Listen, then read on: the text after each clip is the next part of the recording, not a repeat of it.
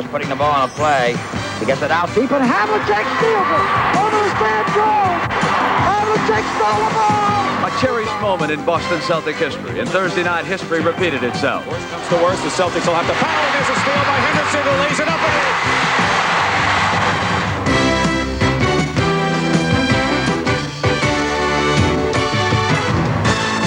Game 2 of the NBA World Championship Series was an emotional and physical struggle. Laker fan Jack Nicholson called for a sweep, but the clock ran out on Magic Johnson. In overtime, an unlikely hero emerged as the Celtics squared the series at 1-all. There was jubilation on one side, and only thoughts of what could have been on the other.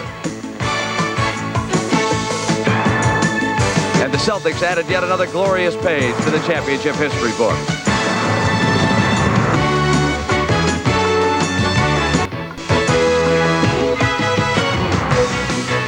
Now they've got basketball on their minds in sunny Southern California, where the Forum will be the setting for Game 3 of the NBA World Championship Series.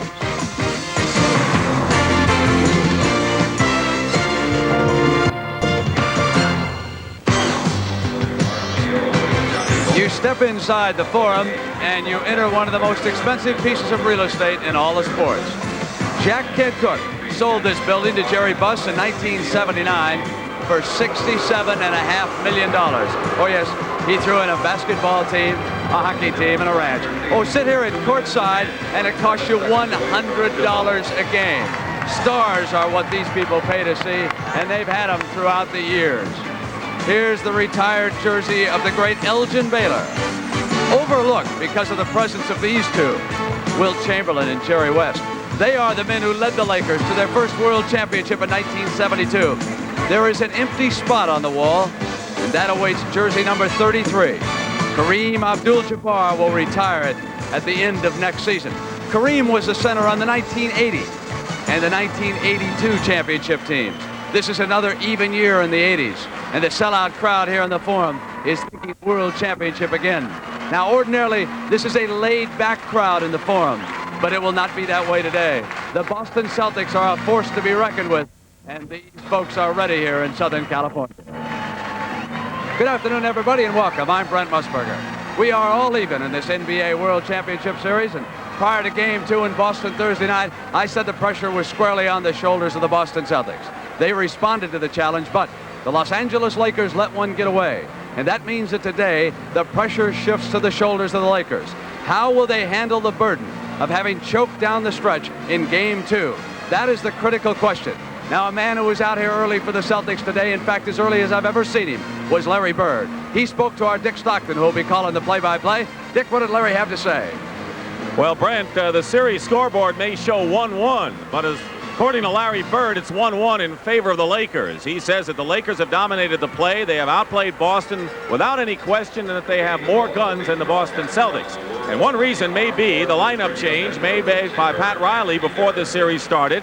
It began in the last game in the Phoenix series. He installed James Worthy as outstanding sixth man in the lineup and moved Michael Cooper to guard. Worthy has been a terror on offense, and Michael Cooper has done a terrific defensive job on Larry Bird. So that matchup has worked for the Los Angeles Lakers, but the things change as the series goes on. I want to bring in my partner, Tommy Heinsohn, and we're going to see two people come off the bench for the Lakers today, and they could be important factors for LA, Tom. That's right, Dick. Pat Riley told us that he's going to use Jamaal Wilkes a lot more. Great player in the past for these Lakers, suffering from an illness, but he's come on strong lately, and he's also, for the first time, it looks like, going to use Mike McGee in this series, a player that had started in the series against the Phoenix Suns.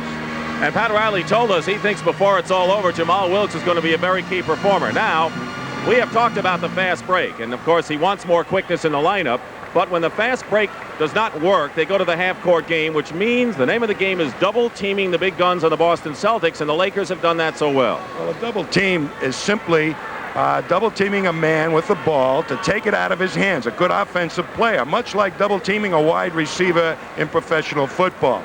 What goes on right now is Larry Bird down on the low post, being two Lakers guarding him. He's trying to find an open man, a cutter going to the basket. You see Cedric Maxwell trying to make his move. He's bumped out of there. Gerald Henderson makes his move. Bird under pressure throws the ball away.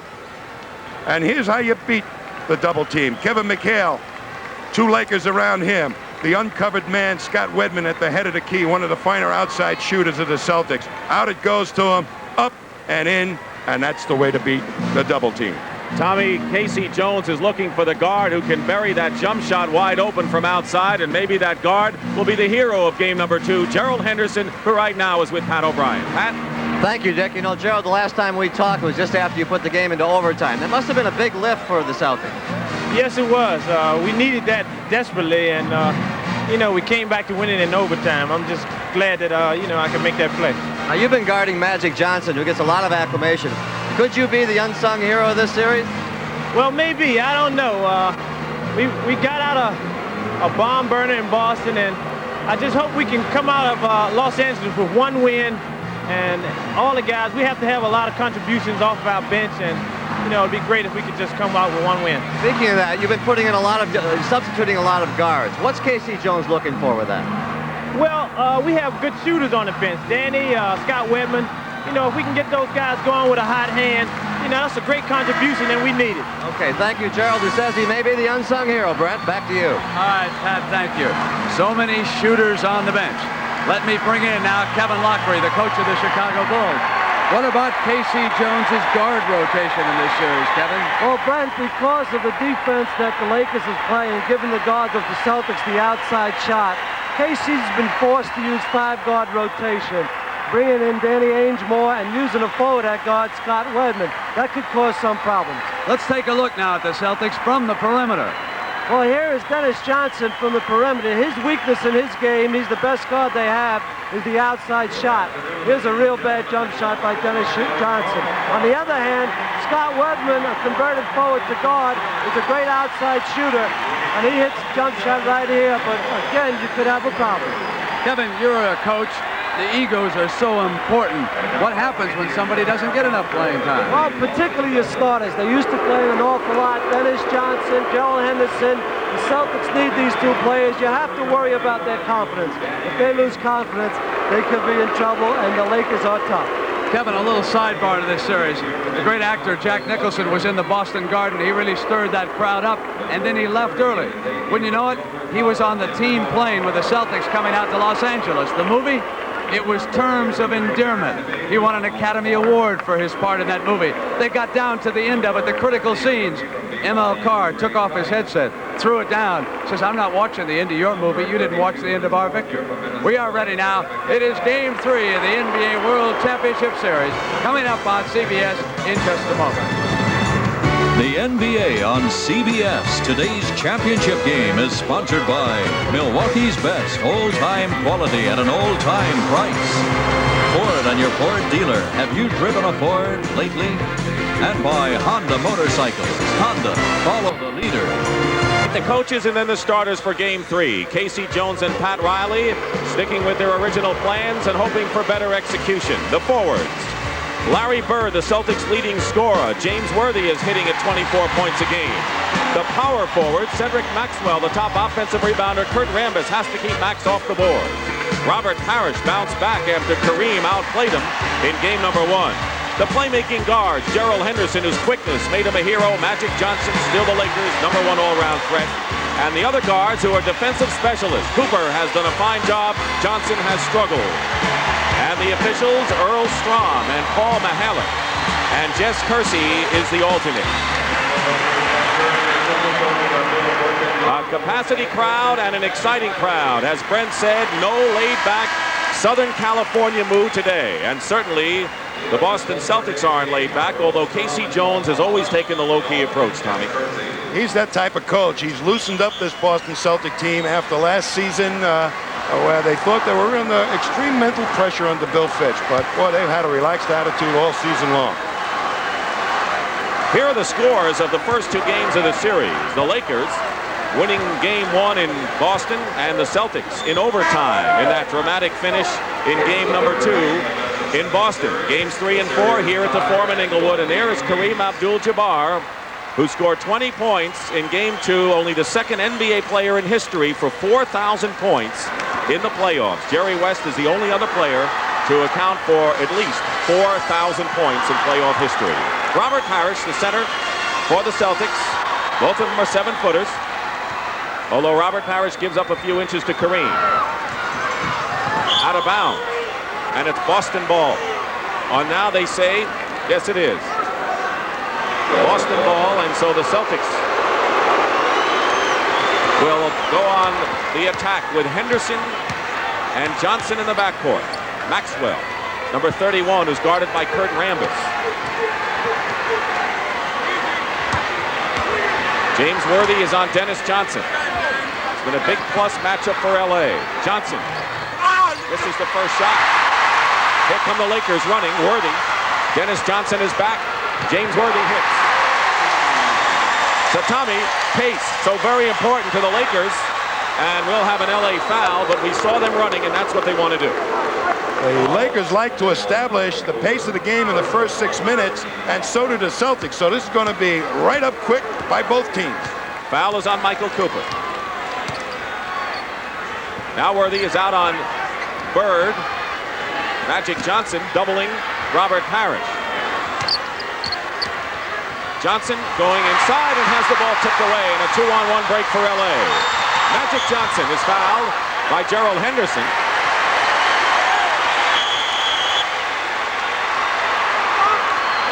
And a technical foul has been called against Michael Cooper.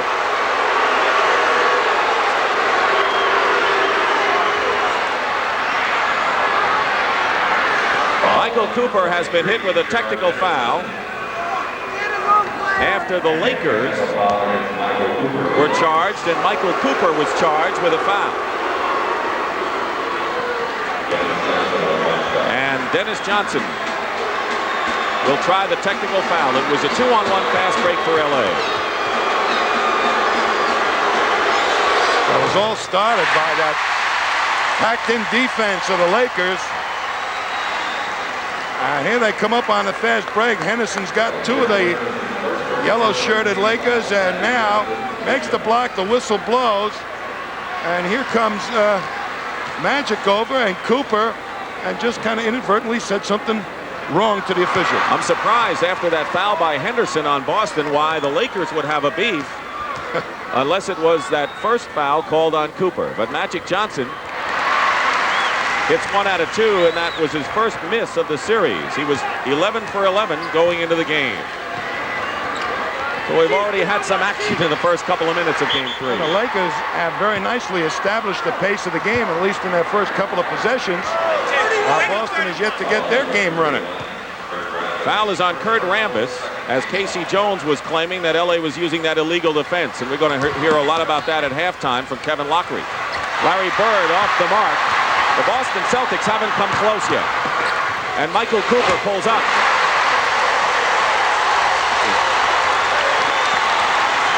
Five to nothing, and the Lakers come out strong. Keep in mind that the team that's come out strong in the 2 previous games has gone on to win.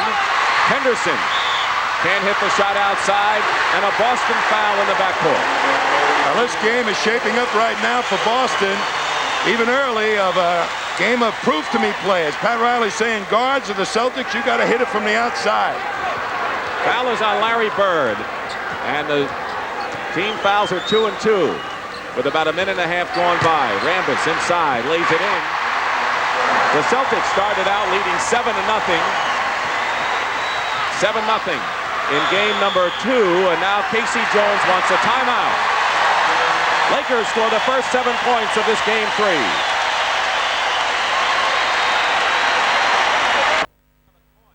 LA had an 18-point lead against the Boston Celtics in game 1. The Celtics open up a 13-point advantage in game 2. So the barometer of the early play has been a factor so far in this series. Bird hits the first shot for the Boston Celtics, who take 2 minutes to get on the board. Henderson is on Magic Johnson. His quickness paid off in game number 2. Cooper looking into Kareem. They double team, leaving Cooper wide open. And Bird inside with a rebound. That's the first time we saw the strategy of Casey Jones. He's going to pack it in much like the Lakers did in game 2. Maxwell on a feed, and traveling called against Cedric Maxwell. That's one thing the Celtics haven't really done all that well, is pack it in and force the Lakers to beat them with outside shooting as well. They have selectively double-teamed Kareem Abdul-Jabbar, And now they've decided to have all the green jerseys inside the painted area to cut down on the drive. It's going to force Cooper and Magic to hit from outside. Here's the sky hook. Parish gets the rebound. Gets it up court on a 3-on-1 break. Henderson goes in. And there's the Boston Celtics fast break that we haven't heard all that much of so far in the series. Well, that timeout by Casey Jones, a good one, helped get the Celtics on track. Johnson. Here's Worthy. A line drive shot by James Worthy, who missed his first attempt on Thursday in Game 2 and then made his last 11 for 29 points, a playoff high for the second-year player who's emerging as a star out of the University of North Carolina. Henderson outside, way off the mark. Johnson gets the pass to Worthy. Bird is back on defense, but here's the challenge. Loose ball. Cooper beat Bird to the ball. And Larry's not happy with that. Magic Johnson scoops it. I think the Lakers are doing a better job off the offensive glass in this game so far. Well, the reason Larry was unhappy is that he didn't see any other green jerseys hustling back to protect against that fast break. Lakers lead by 5. There were just 2 Celtics back there, Henderson and Bird. Here's Parish, and the Celtics just can't hit anything from outside. Bird has the only basket, and on the fast break, James Worthy comes back. Jack Nicholson is up out of his seat already, and we're only in the first period. Under 8 minutes to go.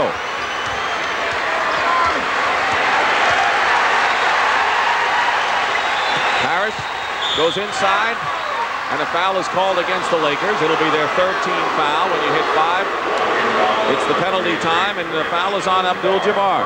Well, Parish, to avoid the double team, one of the ways to do that is quickly move to the basket before it develops. Henderson looking for Parish again. He's short with that. He's claiming foul. Earlstrom says no. Boston is only 2 for 9 so far from the field. Not a good sign for the Celtics. 7.5 minutes to play first period. Rambis gets free inside. What happened there? Packed-in defense opened up. A couple outside shots by Worthy, and Cooper has opened it up.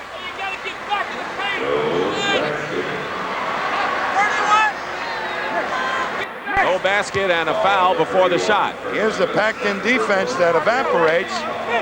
Everybody's supposed to be in the painted area with the green jerseys. Now Rambis rolls in there, and everybody else, because they hit a couple outside shots, back outside, it opens up the middle. Maxwell missing outside. The foul was on Rambis, his second. Here's another break. Worthy and a foul.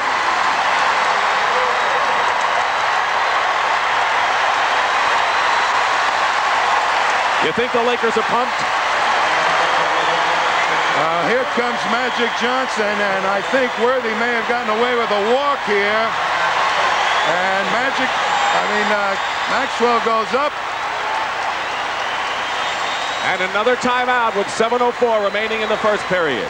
Put up an 11-point lead, and Earvin Magic Johnson, playing great end-to-end basketball, already has 5 rebounds, 5 assists, and 1 block shot. He came out strong, shooting-wise, particularly in the first 2 games. Worthy misses the free throw, but the Lakers gain control after Maxwell's personal foul. The Lakers are crisp, they're sharp, and it's all working for them right now. Double team on Kareem. Rambis drives in. That's what Jabbar does so well, find the open man going to the hoop when he's double teamed. A great passer. 17-4. The Celtics did not hit any shots, and Bird misses a layup inside. Inside, outside, it doesn't matter. The Celtics can't hit, and the Lakers are doing everything right. And with 6:25 to go in the first period, here's Worthy again. And we have a foul. It is B against the Boston Celtics. I tell you, James Worthy might have made a bad pass in Game 2. And right now, that may be the worst thing that ever happened to the Boston Celtics. Pat Riley told us when he came into the locker room and Worthy looked at him, he said, take a shower and wash it off. That's the type of coach Pat Riley is. And also, Worthy's responded well here today. You see Kevin McHale and Scott Wedman quickly in the ball game. Off the bench, Wedman for his outside shooting, McHale for offense. Kareem bumps, and Parish fouls him. It'll be a two-shot foul, and Kareem will go to the line, and so Robert Parish has picked up his first personal foul, and that is the 15th foul against the Celtics, and they're in the penalty. They really have the Celtics guessing right now, Dick. They're playing super basketball. What a way to start at home. Get off in front quickly with fast break baskets. James Worthy, they still can't find him from the last ball game, and that's why Dennis Johnson, I believe, has gone to the bench, and they brought in Wedman in addition to the outside shooting. Wedman, they feel, will stay with him. Kareem, 1 out of 2. 14-point lead. Amazingly, we're almost halfway through this opening period, and the Boston Celtics have scored 4 points. Here's Bird. Gets free for the layup. Lakers want to run. Even after made baskets, that's what Kurt Rambis does so well for that team. On the half-court game, Kareem, good inside passer. Defended by 3 and fouled by 1. And he'll go to the line to shoot 2. And the foul is on Gerald Henderson, his second personal foul. That's the first time I've seen them really pack in the defense against Jabbar to cut down the passes to the cutters to the hoop. He didn't have any place to go. Henderson almost made a good steal that time. So Kareem is on the line. He wrote a book called Giant Steps. He opened up in that book, revealed himself for the first time. He was the victim of a fire which destroyed his possessions in his house last year. Made last year a tough season for him. I think he appreciates the game of basketball more than ever now at age 37. He misses both free throws, though, and it's still 18-6 in favor of the Lakers. Henderson outside. Magic, that great wingspan defending. And here's Scott Wedman, who hit the winning basket in the waning seconds of overtime for the Boston Celtics. Hits the outside shot. Kareem coming right back off the rim. Parish the rebound, and his outlet pass is to Henderson. It is a 4-on-2 break for Boston, and it's Kevin McHale goaltending called against Worthy, and Kevin McHale scores for the Celtics. They're trying to get their fast break in gear to match the fast break of the Lakers, but they're having trouble getting it started. 5 minutes and 10 seconds to go first period. You can spell this first period L-A. It's 18-10, but the Celtics with 2 baskets trying to come back. Worthy over Bird. Kareem gets the 2. He had good position on Robert Parish. Here's Scott Wedman. Bird inside. No question that they're going to Kareem on one end and Bird on the other end on the half-court game. And they're doing it on what you call a quick hitter before the total defense of the Lakers can set up. Now an offensive foul has been called against the Lakers. James Worthy, who rarely says a word, is saying several to Earl Strom. And for Worthy, it's his first personal foul. The Lakers have 14 fouls. And coming in for the Boston Celtics is Quinn Buckner. Buckner replaces Gerald Henderson. Buckner, a third guard, a playmaker who sets the pace and plays a pretty tight defensive game. He normally comes in as the first guard off the bench, but Casey Jones changed that substitution pattern. Parrish's foul going inside and will go to the line, and that's the 15th foul on the Lakers. So both teams are in the penalty, and Irvin Magic Johnson picks up foul number 1.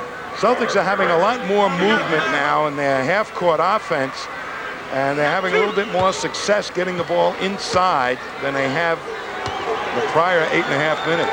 Robert Parish is 1 for 8 coming into this game on the free throw line, and normally he's in the 70s in shooting from the free throw line. You know, he's a guy that they all think should offset Jabbar scoring-wise. It's kind of an unfair thing the press have put on his shoulders. 20-14. Kareem, turnaround off the glass. Not too many people can match Kareem Abdul-Jabbar. He's 80% of the offense, and the Celtics don't look to Parish for 80% of their set offense. Maybe looking to Parish now, and Parish and Kareem, and now Kareem Abdul-Jabbar is enraged as he is hit with his second personal foul as Parish wound up on top of Kareem on the floor. Well, they bump Parish out of the post. They don't like to give him the low post position. There's Kareem leaning on him. Then he backs down, and Parish just falls down. I don't think it was really a foul, but as Parish at the line, and as bad a start as the Celtics have had, they're only 5 down. Well, it hasn't been bad lately. They've outscored the Lakers 11-2 with nearly 4 minutes to go in the first period. And LA is by 5. Bob McAdoo is in the game, gets the basket, and draws the foul on a typical Bob McAdoo jump shot, something he's done throughout his career. You better pick him up quickly as he comes up the court. From his old Buffalo Braves days as a trailer off the fast break, they'll give it to him. He'll take it from the head of the key, and he can hit him. Foul is on Kevin McHale, his first. 3-point play from McAdoo, who's been with 6 ball clubs. Seems to be finishing up with the LA Lakers. And a great comeback year 2 years ago when the Lakers won the title. McAdoo a big part of it. Cooper on Bird, plays him tough. Bird pumped before he took the shot, missed everything. And now the Lakers with an 8-point lead, trying to open it up to 10 again. That was great defense by McAdoo from the corner. 3:35 to go, and there it is, a 10-point lead again after the Celtics had narrowed the LA lead to 5. Wedman going for 3, and he hits a 3-pointer. So Scott Wedman with a big 3-point play. It looks like he's on the mark so far. Magic Johnson coming right back down with a layup. And he went through the Celtics as if there were only 2 men out there. Like a hot knife through butter. Buckner looking for Bird inside. That's the strategy. Here's another 3-point attempt by Wedman. Doesn't go. Buckner. Good pass back from Bird to Buckner. It's blocked by Kareem. Parish doesn't control it. And it's LA ball. Celtics had several chances. And now coming into the ball game for the Lakers is Jamaal Wilkes. Jamaal Wilkes will be coming in. But there's a timeout called by Pat Riley and the Lakers with 2:55 remaining in the first period. It's a 9-point lead for LA. 27 series will continue Wednesday night here at the Forum in Los Angeles at 9 o'clock Eastern time. Wednesday, game 4 between the Celtics and the Lakers here at the Forum. Kareem playing an awful lot of defense right now. Here's Buckner getting free on a pass from Bird, and he's right in there like he's supposed to be. The stopper swats it away, goes back to Wedman, but they are not consistently hitting that outside shot to break up that LA defense. The Celtics had come within 5. Here's the shooting so far in the ball game. Boston struggling early, in Los Angeles is just shooting the lights out here, but their lead is 9, and the Celtics have already shown that they can come back with a run of their own. We mentioned that Wilkes is coming into the ball game, and there's a story there. He's had that intestinal virus, has been weakened for several months. It's been a long road back for the 10-year veteran from UCLA, who has been a terrific player and a great outside shooter, good defensive player too. And as Pat Riley told us yesterday, he feels Wilkes will be a factor in this series. I spoke to him yesterday myself, and he says, I spent 2 weeks in bed. And trying to come back from that into playoff competition timing is almost impossible. But he's making a strong bid for it right now, and they're going to need him, and Pat Riley feels he's going to be a big key before it's all over. And he plays Larry Bird pretty well, too, defensively. Plays Bird great, and he also, that outside shot, should the Celtics want to pack in that defense and dare them to shoot from outside, he's going to prove to him he can hit it. So here he is, Jamaal Wilkes. His first championship was with Golden State in 1975 when he was a rookie. The next 2, of course, with the Lakers. Under 3 minutes to go in the first period, and Michael Cooper. Well, they've got McAdoo playing center for the Lakers right now. Might be an advantage for Parish. Knocks the ball away, still Los Angeles ball.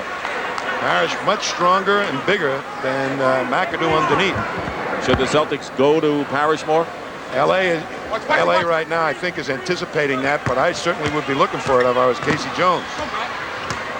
6 seconds on the shot clock. McAdoo, ball picked off by Larry Bird.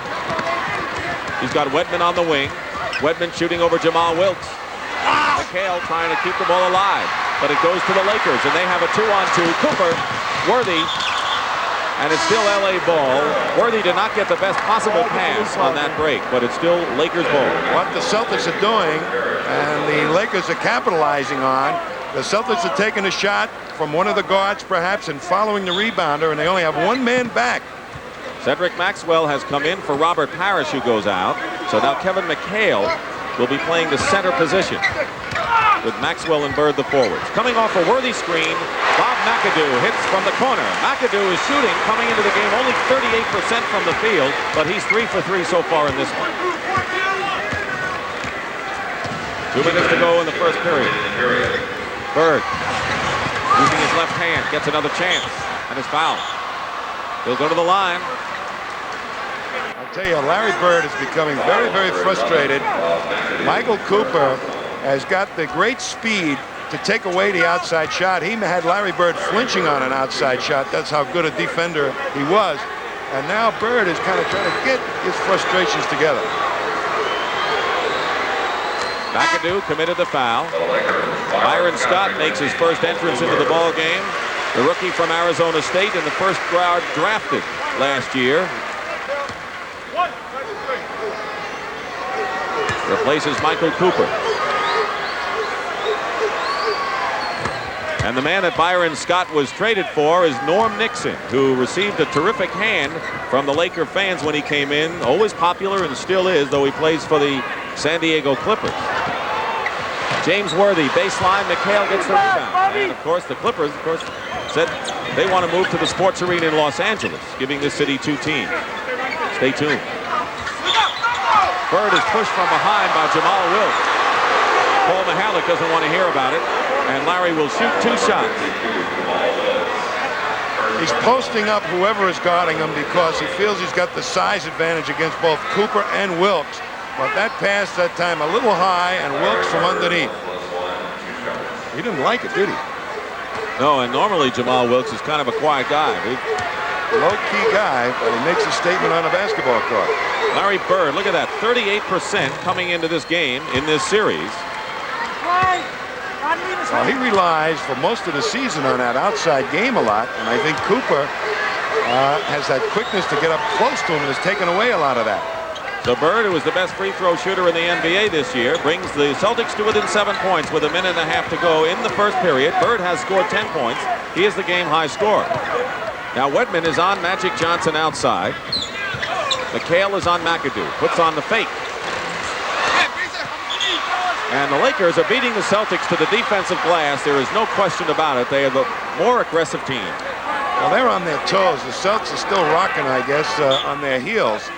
It's funny you term it that way, but that's all it is. Scott. Maxwell on Wilkes. Here's Jamaal Wilkes. McHale the rebound. Setting the pace is Quinn Buckner. And there's Larry Bird hitting the outside shot. Larry Bird says that he likes playing at the Forum. He doesn't look at it as a real road court. He likes the bounces. He likes the lighting here. And after the first 2 games, he thinks the Celtics are glad to be here. Only if you win, I guess, Tom. I think so. Worthy threw the ball away, and it's Boston ball with 44 seconds to go. The Celtics have run off 6 straight points. Wilkes is not going to guard Larry as tight as Cooper has, so he may get some of those outside shots off against Wilkes. 5-point lead. That's the closest the Celtics have come since the start of the ball game. Here's Quinn Buckner, and Buckner hits. When Buckner is hitting, you know that things may be turning your way. He is not their best outside shooter, and normally if he misses a couple outside, he's back on the bench. 19 seconds on the shot clock. The difference is 2 seconds between the game clock that you see and the 24-second shot clock. And a 3-point lead for the Lakers. At one point, it was 14. Here is Byron Scott. And the Lakers will come up again with a second chance. No basket. No basket. The foul was before Magic Johnson went up. But he'll go to the line to shoot 2 with 4 seconds remaining. Well, they doubled Magic, which is kind of a ridiculous thing to do. Left Scott open in the corner. It was one of their real fine outside shooters. Didn't make it, but the rebound came out nicely to Johnson. Magic having problems from the line after being perfect from the first 2 games. Led the NBA in assists for the 2nd year in a row. Broke his own all-star assist record and the playoff assist mark. They both come off, but the Lakers wind up with it and get the last shot. McAdoo as the period ends. Well, the Boston Celtics were outplayed, but they ran off 8 straight points to end the period. And after 1 period here at the Forum, it's the Lakers 29 and the Celtics 26. Second period at the Forum in Los Angeles. The Lakers lead the Celtics 29-26. The big matchup right now on the court may be Bob McAdoo against Kevin McHale. Tommy. Celtics feel that they have the advantage here because McHale much more physical. Look at McAdoo hang in there, however, but Look at the arms over the top of McAdoo. He said, get away from me. Get away from me, please. But they've got to block McHale off. Tough job for Bob McAdoo. The Lakers will start with Kareem, Abdul, Jabbar, and Bob McAdoo in the starting lineup, along with Jamaal, Wilkes, Magic Johnson, and Byron Scott in the backcourt. As you see Kareem back in the lineup. And now McHale is forced to guard Kareem, so maybe the Lakers saw what you saw. Wedman for the Celtics with Quinn Buckner. Maxwell, Bird, and McHale, of course, up front. 3-point lead for LA. Hook is short. Rebound by Larry Bird. Kareem is 1 for 5 from the field so far. They packed the defense in beautifully that time, the Celtics, so that he had no pass opening. Bird sees Kareem in his face, goes up anyway, and gets the roll. So Larry Bird now with 14 points. Some concern on the face of Pat Riley. Bird with 14. Worthy with 8 leads the Lakers. I think the Lakers need Michael Cooper back in the game to guard Bird. 29-28. The Celtics were down by 14. They've come back to within 1. They've scored 10 straight points. And now traveling called against Kareem.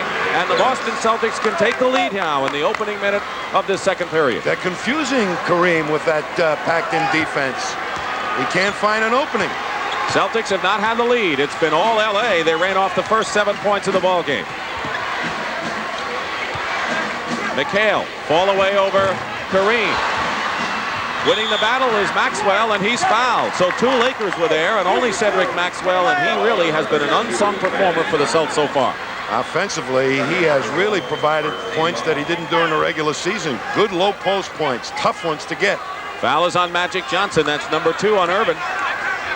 Celtics looking for the lead for the first time. 1-1 in games. This is game number 3 in LA. Open man was Wedman. Picking him up quickly is Johnson.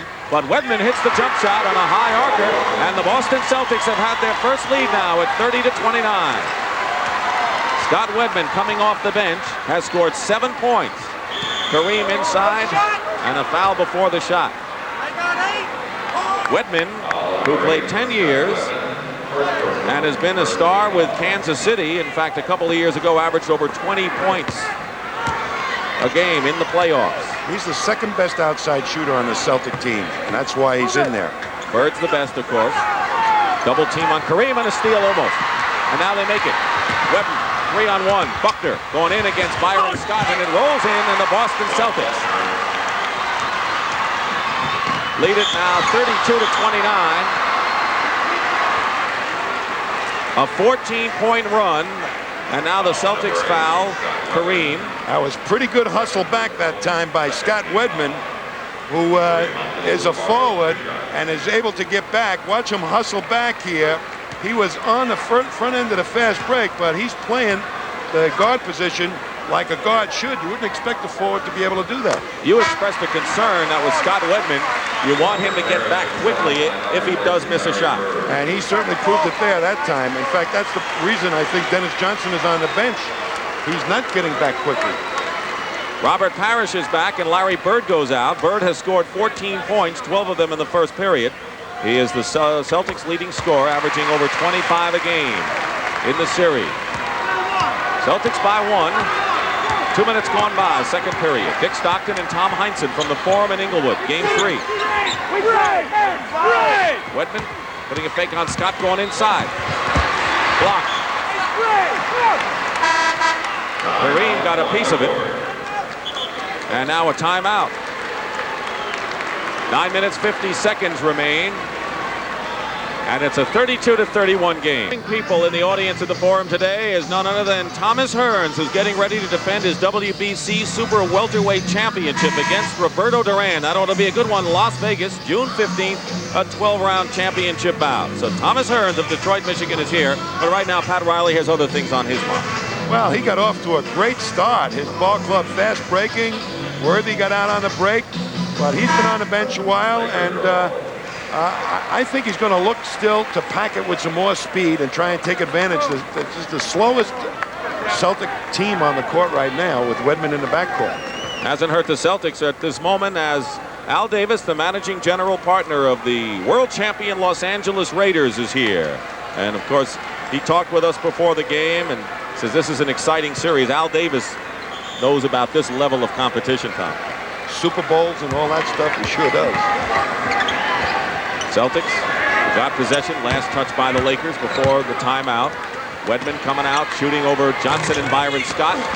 McAdoo the rebound. They're going with a tall lineup, the Lakers are, and McAdoo and Kareem. The Lakers have not had a basket in almost 5 minutes. That's broken by Jamaal Wilkes with a patented jump shot from the corner. So the Lakers regain the lead with 9 minutes, 23 seconds to go here in the second period. Michael Cooper is going to come back into the ball game. Byron Scott nearly a steal. Buckner. McHale, and they go to Maxwell against Wilkes. Parish tipped up and in by McHale. Parish was there, but McHale, who's so great on the follow-ups. Boy, he's got those hands up high.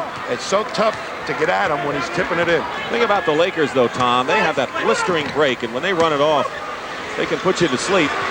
McAdoo follows up, and that's what the Celtics have to watch, is that fast break, and the Lakers can run off 8 or 9 points just as easy as the Celtics did. And they got a very speedy lineup in there right now. Buckner, who hit one outside shot, hits another, so an added bonus for the Celtics for Quinn Buckner to be hitting the outside shot, and there will be a Boston foul on Cedric Maxwell. Michael Cooper will come into the ball game, and Magic Johnson will get a hand going out. Johnson has 7 rebounds and 7 assists to go along with his 3 points. And Danny Ainge makes his first entrance. There's Wedman, who goes out of the ball game. Scott scored 7 points. And he established something in the minds of the Lakers, the ability to hit the outside shot, which is so important. Double team on Kareem, and a good one. And there's Maxwell ahead of the field. McAdoo trying to catch up. And the Celtics lead 38-35. They had to come from way back. They were down by 14. They had scored 4 points in the first 6 minutes of this ball game, and they have made a comeback as the Boston Celtics are called with an illegal defense. Buckner. 28. And we want to remind you that we will explain the illegal defense from a man who knows, Kevin Lockery, along with Brent Musburger at the half. We'll try to find out what this illegal defense is all about. Kareem, good position inside, blocked by Parish. Coming down to Danny Ainge. Doesn't have the break. Under 8 minutes to go in the first half.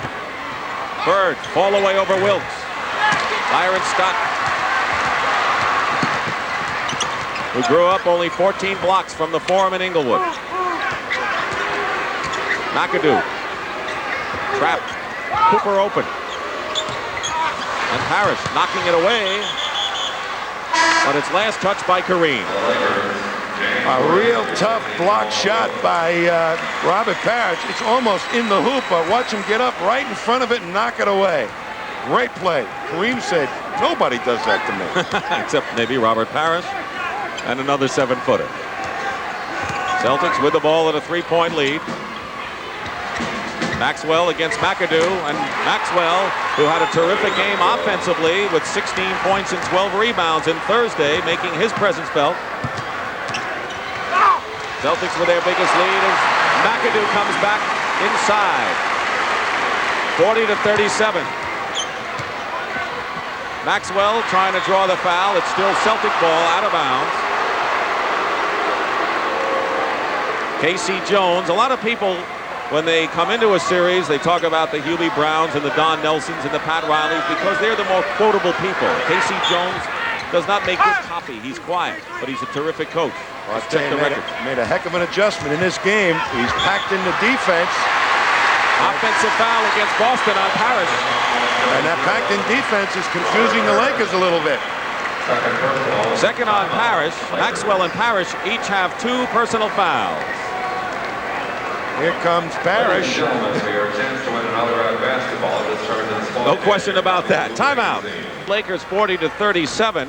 The turnover story, the Lakers turned it over 25 times, the most in the playoffs in game 1, and they've turned it over here, and it's resulted in 8 Boston points. But thinking of the strategy of the Celtics on defense and what they had to do offensively, how has it worked so far, Tom? They threw a nice wrinkle at them defensively. They've taken away the inside game of Kareem Abdul-Jabbar and also those passing lanes that he likes to use to other players. And they've also hit the outside shot, opening up the game inside. Right, with Scott Wedman, so their inside game is starting to perk. Here's McAdoo over Maxwell. Crashing the boards of Worthy, and the foul will be against James Worthy. His second. LA scored 7 straight points to start the game. Looked like no stopping them. 18-4 at one point. The Celtics have come back since then and now lead by 3 points. They had it up to 5. Plenty of time on the shot clock. Ainge goes by Cooper. And there's Quinn Buckner. Hit his first 2 shots from outside. Misses there. And here's the LA break. Cooper and Magic Johnson. Michael Cooper. What the Lakers can do to you. But Boston comes right back. Parish. He had a good shot in there. And now Kareem protecting the ball. Almost knocked Quinn Buckner into the upper deck. Foul against Boston, though. You're not supposed to swing your elbows, but here's Parish, has a good opportunity. Magic comes in to give him a little trouble. Here comes Kareem, come off with the rebound. And he's throwing elbows, and to tell you the truth, I thought it was on Kareem. Buckner really trying to get out of his way, but they give it to Buckner. Kurt Rambis is in the ball game now. Bird is guarding him. The foul was against Buckner, and Larry Bird beats every one of the ball. And now they say traveling. So the Lakers still maintain possession. Scott Wedman and Dennis Johnson come back in the ball game. Johnson has not scored. Wedman 7 off the bench. Double team, quick sky hook by Abdul Jabbar. Rebound Wedman. Scott Wedman has made a terrific contribution to the Boston Celtics, who lead by 1, 40-39, with 5 minutes and 40 seconds to go in the first half. Parish loses it. Parish lost it. He had it. And now comes Rambis back on the break. And the Lakers, when they get the running game going, forget it. And they're doing it now. And LA has regained the lead with 5.5 minutes to go in the half. Dennis Johnson, we're going to find out before this series is over whether he's a true Celtic in soul, because he's been in and out and playing a lot like, never like he's been played before. That's a pretty strong comment, as Wedman misses from the side, but if anyone can make it, it would be an ex-Celtic. Cooper, Worthy, foul. Let's talk about Dennis Johnson. What hasn't he done? Well, he's been a star in the NBA for a long time. He's not having a good series, and Worthy guarding him is causing some problems. He's taken away his normal scoring ability in the low post and off rebounds. He's been forced to try and shoot from outside, something he doesn't like to do. And he's getting caught on defense, trying to pick up Worthy, so it hasn't been a good series for him. And for him to hold his cool and not sulk, like a lot of players might, is a big thing. Tough problem for Casey Jones right now to try and get him back into this thing. James Worthy makes 1 out of 2. Dennis Johnson's foul is his second. The Celtics are in the penalty. The Lakers have committed only 2 team fouls. Under 5 minutes to go in the half. Bird, no good. Parish in a crowd gets it out to Dennis Johnson. Scott Wedman doubled inside, and Maxwell had it and lost it to Rambis. The Celtics are turning the ball over more now. And now they're going to call Cedric Maxwell, who is close to getting a technical foul. Foul is on Maxwell. And Johnson will go to the line, and Maxwell has 3 personal fouls. And that is not a good sign for the Celtics, because Maxwell has shouldered a lot of the offensive and defensive burden up front.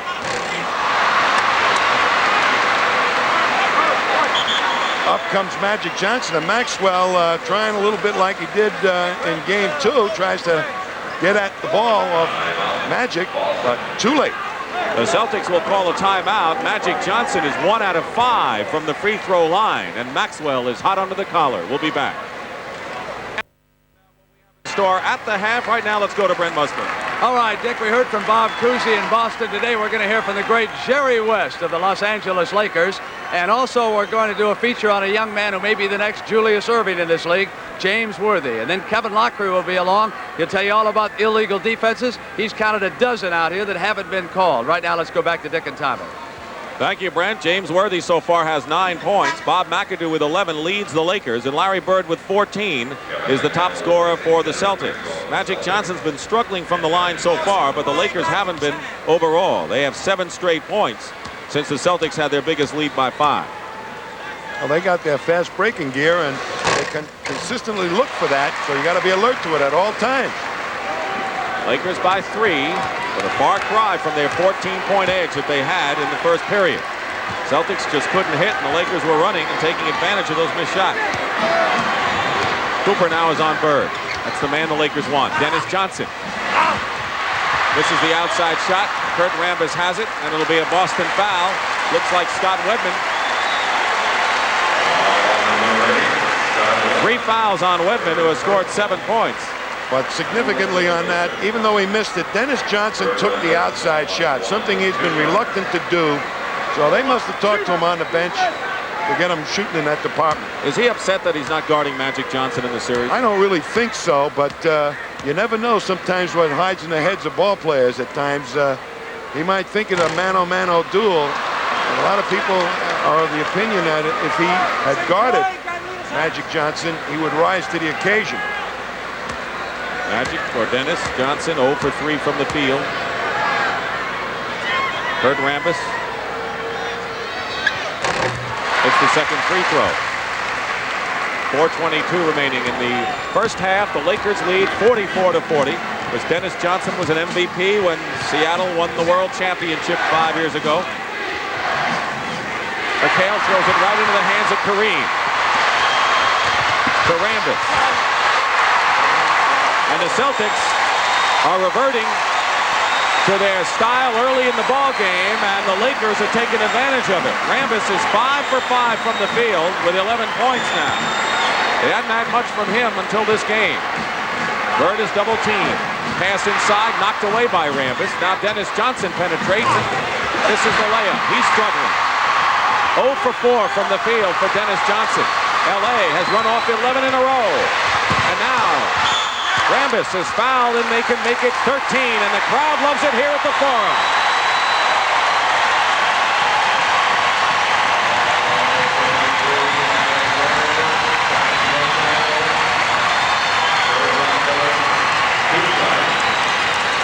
Casey Jones right now, I'd call a timeout because they are really having their problems.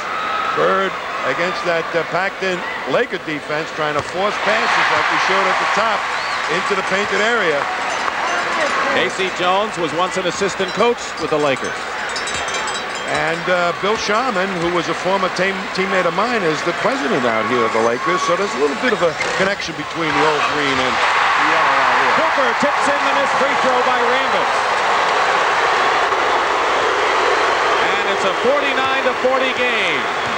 The Lakers have run off 14 straight points. And you always have to watch out for a Laker run, and Kurt Rambis is upset. And we have seen more upset players in a short period of time. He is hit with his 3rd personal foul. Rambis goes out of the game and gets a big hand. Free agent, Cinderella story 2 years ago, replaced by McAdoo. Dennis Johnson's follow-up is no good, and here come the Lakers 2-on-1.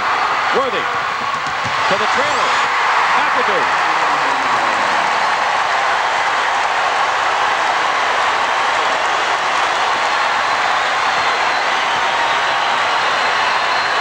The Celtics cannot handle the speed of the Lakers. And an LA foul is against Michael Cooper. That's the 4th team foul against Los Angeles. Here's Bird setting up against Michael Cooper, the smaller man, and Cooper backs down and kind of Bird expecting the contact falls on top of him. This game is turned into a game of fool referee. Well, earlier, Tommy, and I guess this has been a game of streaks, the Celtics ran off 14 in a row, but now the Lakers have come back and have reeled off 16 straight points to have an 11-point lead, 51-40 with 2:51 remaining in the unit out there, not the fastest one at getting back on the defense to protect against the fast break. McHale. The Celtics are missing shots. That's what's hurting them.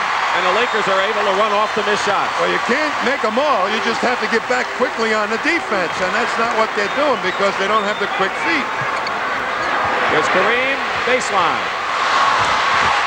McAdoo or Worthy. It's Worthy. James Worthy, who has emerged as a bona fide star in his 2nd year in the NBA. Make no doubt about it. Traveling call against Boston. And you will hear and see more about this Laker phenomenon, James Worthy, coming up at the half. When you score a couple of fast break hoops, you start to unravel the nerves of the other team. Cooper looking inside to Kareem. The Lakers have run off 18 in a row, looking for 21. And Parish gets the rebound. 53-40, under 2 minutes to go in the first half. Dennis Johnson against McAdoo. Tipped up and in. McHale with his third basket. LA had run off 18 straight points. Earlier, the Celtics had scored 14 in a row. The lead for the Lakers is 11. Games are 1-1 here in the best-of-7 World Championship Series. Cooper trying for his own rebound. It'll be Boston ball. Is KC called the correct timeouts at the right places, you think, in this streak? Well, I think he should have called a little timeout while they were making this run. He's going to make a good move right now, I believe. Gerald Henderson on the sideline, about to come in for one of these Celtic guards who haven't been playing too well. By the way, they changed that last basket to Dennis Johnson on the tip-in, not McHale, but Johnson. Larry Bird, great touch inside for the big man, Larry Bird, and there's the man you're talking about, Gerald Henderson. Now the Celtics have come back, cut it to 9 with less than a minute to go. The Lakers, impressive, trying to take the 2-1 lead. Worthy, tipped up and in. Kareem Abdul-Jabbar, who hasn't shot that well so far in the ball game, and it's up to 11 again. 40 seconds. Dennis Johnson penetrating. It's another. So the tip in the basket, and maybe Dennis Johnson's confidence coming back. Well, that time he got into the paint with not too many people around him. But he's been drawing a crowd most of the time down in there. Kareem going inside. So Kareem getting cooking now, has 9 points. And the Celtics playing for the last shot of the first half. They'd like to cut it to 9. Kareem is getting hot, and Johnson now looking with 4 seconds. Scott Wedman's outside shot misses. Parish doesn't get it off in time.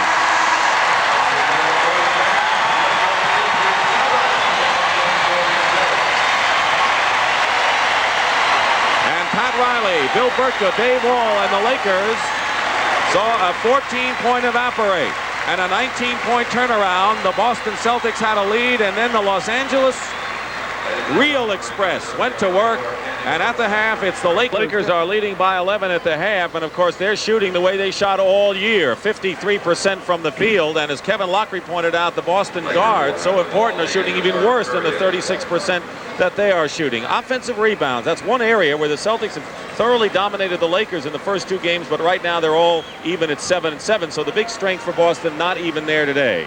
And of course, Tommy Heinsohn, it looks as if you feel that the Lakers have solved the Celtics defense here. Well, they pulled a sneak on him, Casey Jones. They packed it in, and I think it mystified Kareem for a while. But after one of those timeouts, they adjusted to it beautifully, and they've got Kareem back into the game scoring-wise. And what about the other end? On the other end, I think they've really mystified the Celtics. They've taken away the inside game. I think the Celtics have to go back out and hit that outside shot with guys like Wedman, and maybe Ainge we'll see in the second half. So you think the number one thing for the Celtics, of course, to hit the shots to take away some of the break, but getting back on defense. Defense is the number one thing against the Lakers. You've got to get back quickly. And if you miss that offensive rebound, you got to turn tail and get back there. Lakers will inbound. There's Kareem Abdul-Jabbar, who scored 9 points. They have 3 men in double figures. McAdoo with 13, Rambis with 12, and Worthy with 11. For the Celtics, Bird, 16 points. Then comes Wedman with 7. And so Abdul-Jabbar now with 11 points in the ball game, and it's up to 13 again as we start the third period. See what the Celtics have in mind now. And Cooper blankets Bird. He has had a history of good games against Larry Bird. Parish misses from far out. And LA. Parish is 0 for 6 from the field, and that hasn't helped the shooting percentage for the Celtics either. Worthy playing a 2-man game with Magic Johnson and playing it well. Magic hit.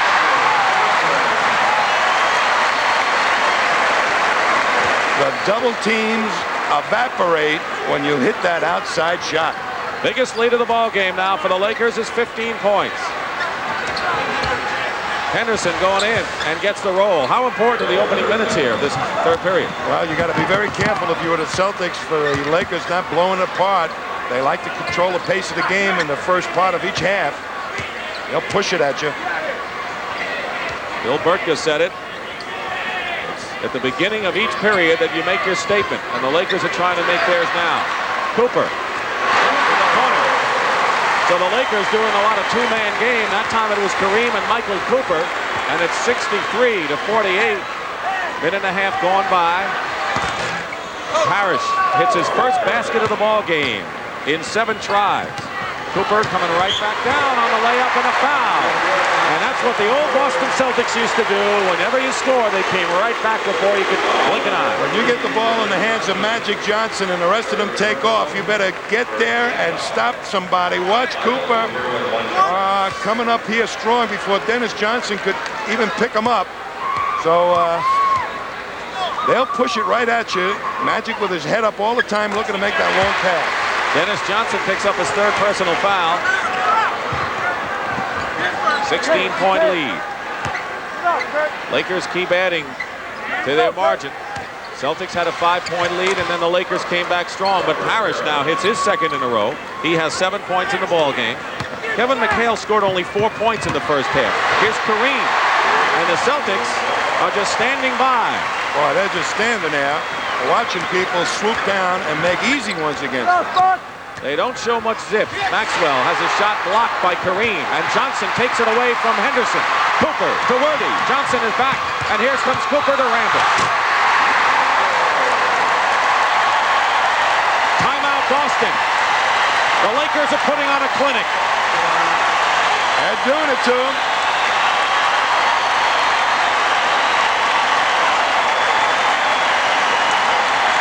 The lead is at 18 shots, and taking advantage of turnovers will get you.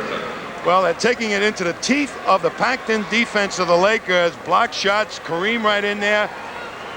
Good steal by Magic, and the Lakers ever alert to push it up against any of those situations, and none of the Celtics back but Dennis Johnson. The fast break points, the Lakers have doubled Boston's, and Kurt Rambis with 14 points. In game number 2, Cedric Maxwell had dominated the power forward position over Kurt Rambis. But today it's the other way around. It's Kurt Rambis who's perfect from the field and has 14 points. He's dominating Maxwell. Celtics have been outscored 35 to 12 since they had that 5-point lead in the second period. And another turnover gives it back to the Lakers. Magic to Rambis, another 2. And the foul. When you have Kareem Abdul-Jabbar out stealing passes, you got something.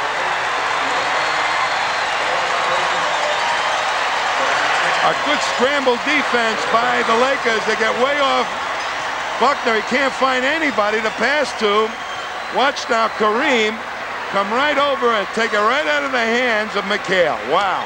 Rambis, a 3-point play. He has 17 points. He's the leading scorer in the ball game, and that is an unlikely source indeed for the Lakers to get some firepower, but they're getting it from Kurt. Maxwell gets in and gets the basket, but the Boston Celtics are reeling from the Los Angeles Lakers defense and fast break. Cooper coming right back down. Bird the rebound. You know Larry Bird's not going to sit still, but with under 9 minutes to play, it's a 73 to 54 LA lead. Bird bombs away. The best outside shooter for Boston has 18 points now. When Michael Cooper is not guarding him, he'll get that outside shot off. That's how effective Cooper has been. Bird is guarding Worthy, and McHale is on Kareem. A big edge there for Kareem. Worthy pumps. Rebound Maxwell. Celtics trying to come back. They have a lot of time, but they've got to make that consistent rally. You got to get a good shot when you come up. And they're having trouble just passing the ball right now. They are. McHale working against Kareem. Not enough on it, and Rambis the rebound. The Lakers are playing with the assurances of a team that's been here 3 straight years. 4 minutes gone by now in the third period. Dick Stockton and Tom Heinsohn in a happy forum in Los Angeles. Lakers trying to take a 2-1 lead, and Magic Johnson, the net didn't even move as Johnson hits from outside. All the Laker prove it to me players are hitting it from downtown.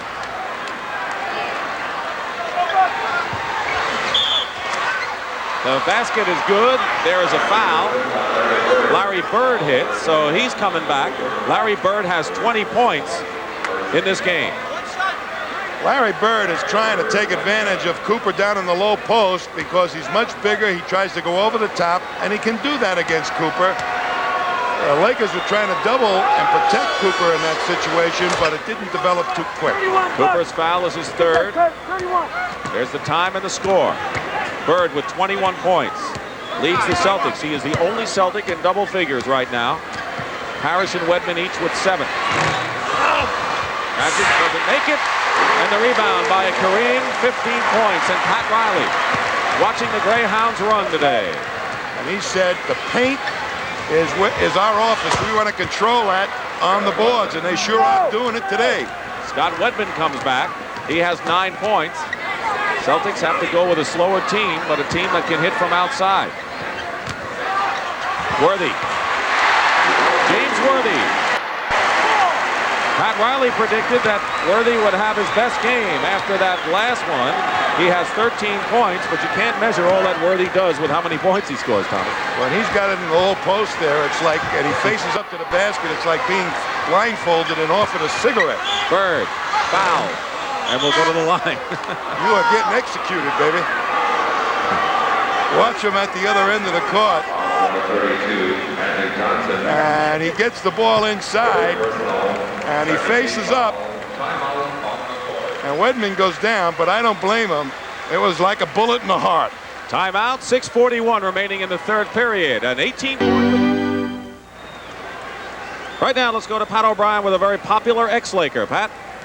Thank you, Dick. Norm Nixon, you almost got your old seat back here near the Laker bench. Do you miss it here in the Forum? Oh, yeah, I miss playing in this type of series, but you know, I just received a championship trophy. I'd like to say hi to my little daughter, Vivian Nicole, down in Miami, and my wife, Debbie. Hello, baby. You heard it first here on CBS. Back to you, Dick. All right, Pat. Norm Nixon, who, by the way, had a terrific season for the San Diego Clippers. Byron Scott came over. And it worked out for the LA Lakers, who also acquired Swen Nader. Larry Bird is on the line right now. The Celtics trying to dig themselves out of a huge hole. That's not the way to start it. No, Larry Bird is one of their real fine free throw shooters. And when he starts missing those, you're having a bad day. Best in the league. He's 6 for 7 at the line in this game. But right now, the Celtics can't afford to be anything but perfect from the free throw line. 6:34 remaining. They got to take advantage of everything. Lead is 17 for LA, and they're playing with the utmost of confidence. When you're confident, you can hit that outside shot because the pressure is off. 4 seconds on the shot clock. Cooper drives. Celtics boxing out. Buckner coming back. Lakers are back on defense, however, and Cooper gets a turnover. Maxwell gets it back for Boston, and Bird drives in. Here's a long pass. Cooper going to Kareem. Watch out. Buckner did the only thing and the smart thing to Kareem at the other end, Tom. Well, the speed of Buckner getting back there protected against an easy 2. But that's how well the Lakers are coached to utilize the fast break. The shot was made and the pass was up the court practically at the same time. What a play. And of course, when you have a lead like this, you can play with the looseness of the Lakers. That's a gamble. You know, that's the home run bomb. It may work, it may not work, but boy, when it connects, it goes right into the heart. It's like a sword. It's a morale breaker when a guy like Kareem will make an easy shot like that. So Buckner saved him. And if it doesn't work, you've lost nothing. 6:02 remaining, third period. 80-64, the Lakers. I think Kareem's having an awful lot of fun out here today. He's had fun this past year. Pat Riley said he purged himself when he wrote that book, Giant Steps. He's having a good time. He's more open than he's ever been before at age 37. Oldest player in the playoffs. McHale going to the hoop. Kareem blocks it to Worthy. It's a 4-on-3 right now. Celtics trying to get back into the flow. Cooper banks it in. The Los Angeles Lakers look like nothing could stop them right now with 5:35 to go.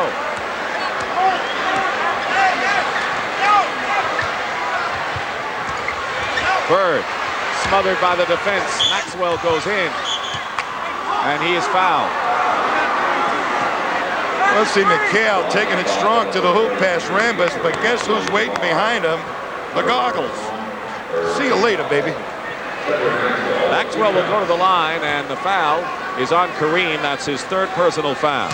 If the game continues the way it is now, I think the Boston Celtics are really going to have to take stock in what they're doing going into game number 4, because it will become apparent if the Lakers win the way they're winning now that they are the superior ball club. I'll tell you, the guy that I think is the key to this thing for the Celtics is Dennis Johnson. They have to get him on track and play in a helpful way. And this is not a total knock on Dennis Johnson. Maybe we can get back to it a little bit later. He played well in other series in a style that he's trying to employ here, and it's just not happening. Keep in mind, in all fairness to Dennis Johnson, he really has risen to the occasion in previous playoff series this year for the Celtics. Here's Bird going in. Doesn't get the roll, will go to the line. So the turnover, and now Larry Bird will shoot. 5:05 to go in the third. Bird has scored 24 points for the Boston Celtics. His playoff high is 37, with which he scored against the New York Knicks. Might have been 39. A lot of people think Larry Bird is really, really getting tired in this series. What's happening to Larry Bird is that one of the few people in the NBA to play him well is Cooper. Kurt Rambis goes out to the cheers of the fans. 17,505 at the Forum, replaced by Bob McAdoo. Rambis 7 for 7 from the field and 3 rebounds. Bird now with 26. Lakers by 16, under 5 minutes remain in the third period. Good pass. Magic to Kareem, and a foul. Kareem now with 19 points. He has hit his last 6 shots. Tough day for Larry Bird, who has all the pride that epitomize Celtic pride. He is the soul of the Celtics. There is no quit in that man. He'll go right down to the end of the ball game. If they lose by 20 on the last play of the game, he's liable to dive into the balcony for a loose ball. 19-point game. Bird. And a legal defense called against the Lakers as Danny Ainge comes back in the ball game. We hope you have a better idea about what the illegal defense is all about after hearing Kevin Lockery explain it. We haven't seen much of Danny Ainge in this game. He played well in game number 2. Quinn Buckner goes out. That is the first illegal defense call against LA. Second time will be a technical foul. Magic all over Wedman. Wedman misses. And McHale was there for the rebound, but scooping it, and over his back was Magic Johnson, who goes the distance and draws the foul. What can you do about that? Well, Magic exhibited the strategy that Pat Riley hoped would work by playing a 6'8" man in the backcourt and Worthy in the backcourt at certain phases. They hope to control the offensive rebounding of the Celtics, and they have done it here today. In boxing, they say one fighter is beating the other fighter to the punch, and the Lakers are beating the Celtics to the punch. There's McHale with a fairly decent chance at a rebound, but Magic comes from behind. That big guard pulls it down. What are you going to do? Maxwell, 4 personal fouls. Celtics in the penalty. Johnson now with 10 points. He has 16 assists in the ball game. He's been the top playmaker. Bird, double team. Good pass to McHale. Can't do anything inside. Great defense by the Lakers. They just are so quick that they can make the double teams work and get to the other player that's open. McAdoo over Maxwell. Here's Wedman. 4 minutes to go in the third period. Danny Ainge. Rebound Wedman. And Wedman on the follow-up. 11 points for Scott Wedman. Lakers maintain that spread of 17 to 19 points that they have right now, and the time continues to run. I'll tell you one thing, while Danny Ainge is in there, anytime they back off him, it's going up there. Double on Kareem. Magic is open, and a whistle. And now an illegal defense called against the Celtics, and that'll be a technical foul. That's the second time Casey Jones' team has been called for. Well, on Larry Bird, he was below the foul line, much like the example that at halftime was shown. ML Carr is coming in. He has not played in either game. This will be his first appearance in the championship series. He is in his 8th year from Guilford College in North Carolina. Cooper will shoot the technical foul. There's ML Carr. He stirs things up defensively. Very popular and physical. Mr. Mouth, they call him. You know what he says when he comes into a ball game to opposing players? That's Pat Riley's wife. You know what he says? He says, "I'm here now. You're in trouble, pal." Tries to put some fear into them. Chris Riley is enjoying this game. You could tell by her lovely smile. Magic Johnson trying to get the pass in, but a Celtics foul. And LA will go to the line to shoot 2. Danny Ainge commits the foul. And Michael Cooper will shoot. We have 3:25 remaining in the third period. And now Danny Ainge has said one word too many. And a technical foul has been called. And right now the Boston Celtics are in disarray, Tom. Well, they're getting whipped soundly here today. There's no question about that. They have not shot well from outside to develop their inside game, and they're plainly being out-hustled by the Lakers. And I think, more than anything else, I think the Celtics are really bewildered by the quickness and speed of the Lakers, no matter how they're getting it done. Well, they contained it pretty well up in Boston with certain little things like making Magic come back to get the ball, but there was no little gimmicks here today to stop this very, very fast Laker fast break. And in addition, when you're at home, your feet move a little bit faster on defense. Those hometown fans make you move a little quicker. 23-point lead. And the beleaguered Casey Jones can only sit and watch. Michael Cooper with 17 points, 11 of them this period. Ainge trying to penetrate, and Parish loses it at the bound. And the Lakers want more. Johnson behind Parish going in.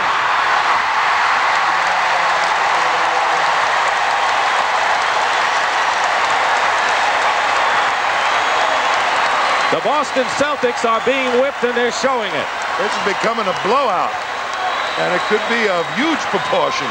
Carr going in with the shot. And the pass going out, and Magic Johnson can't control. 2:49 on the clock in the third period. Here's how Magic did it as he shadowed Parish. Boy, he's coming right behind him, and before anybody can see him, it's in the hoop. And a timeout by the Lakers. It is Los Angeles. They are so dominant now. Former teammates with the Boston Celtics, the president of the LA Lakers, and one of the finest men you'll ever want to meet, Bill Sharman. Boy, I'll tell you, he was really a competitor back in those days with Bill Russell. But he's the link between the Celtics and this current LA Laker franchise. He was the first one that brought a championship to the Lakers here in Los Angeles. And Pat Riley played for him. And you can believe Bill Sharman taught fast break basketball, and I think Riley picked up an awful lot from Bill Sharman, who picked up an awful lot from Red Auerbach. Question is, where did Red pick it up from? 2:45 to go in the third. ML Carr into McHale. McHale baseline shot. The Lakers have scored, by the way, 37 points in the first 9 minutes of this period. They have been devastating here. They came out of the locker room sizzling. And scoring at will. Here's Kareem from Magic Johnson on the back door. Carr is back. And a Los Angeles foul. It'll be their 5th. And the penalty situation. And now Swen Nader is coming in the ball game.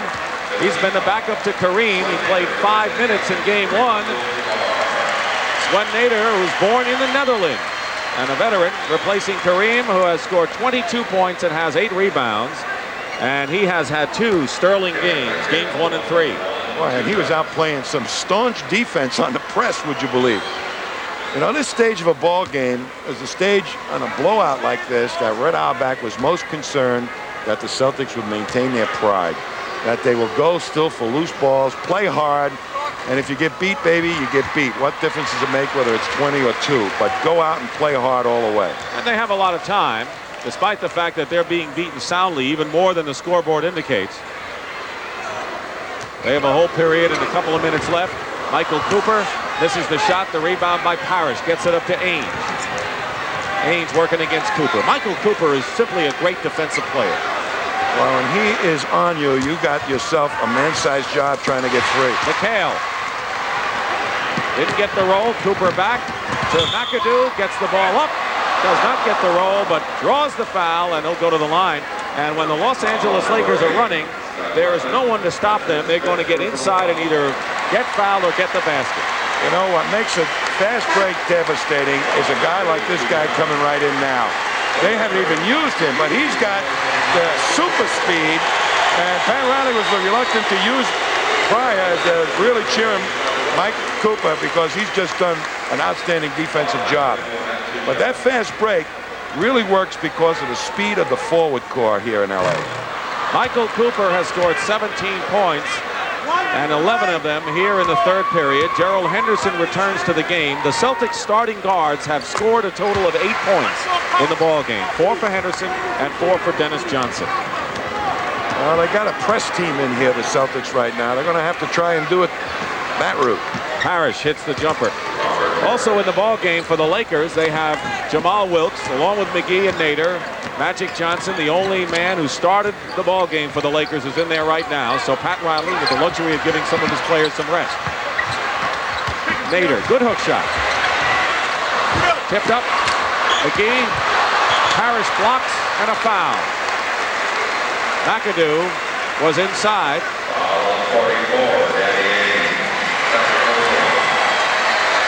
And the guy that kept the ball alive was Mad Dog McGee, they call him. You know, he'd step on his grandmother to get an offensive rebound, Pat Riley says. Coming in for the Celtics is Greg Kite, who made an early appearance in game number 1 when Parish got into foul trouble. He's out of Brigham Young and the #1 draft pick by the Celtics this year. McAdoo misses the first free throw. 1 out of 2. He's won every honor, Bob McAdoo. He's top scorer, top rookie, everything but a champion until 2 years ago. Three-point attempt is short by Danny Ainge. Magic Johnson runs into Henderson. Great skill, stops on a dime. Nearly a minute to go in the third period. The Lakers are putting on a clinic. They can write the book. Wilkes with a fake on Carr. 4 seconds on the shot clock, and McAdoo with Nader getting the offensive rebound. 100-76 in favor of the Lakers, as Henderson is fouled at the other end. Charlie Scott, who is a member of the Celtics 76 championship team. He was acquired from Phoenix, one of those great deals that turned things around for Boston. He played for me, I'll tell you, and he made in that 76 championship the key defensive plays in each of the final games of those series. Big steals. I'll never forget the one in Phoenix that won the title. And this year, ironically, the Celtics acquired another guard from Phoenix by the name of Dennis Johnson. And he's been a pretty important part of this ball club. I think Casey Jones has got to sit down and have a long talk with Dennis. Magic performing some magic to McAdoo inside. They call it showtime here in Los Angeles. And the Lakers are putting one on now. Henderson finding an opening. Good move by Gerald Henderson. 10 seconds to go in the third period.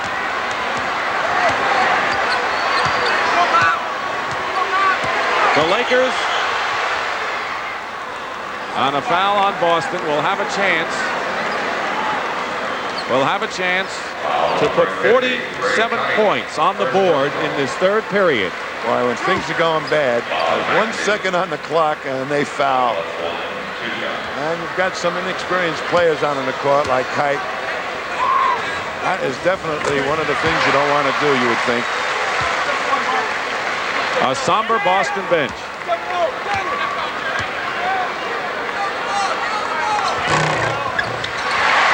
McAdoo makes them both, and the third period is history. That's the end of the third period. The Los Angeles Lakers scored 47 points and are crushing the Boston Celtics 104. Sponsored by Meister Brau, a great beer at a great price. Mazda and the full line of sophisticated Mazda products. And by Sears, where you'll find great values. There's more for your life at Sears.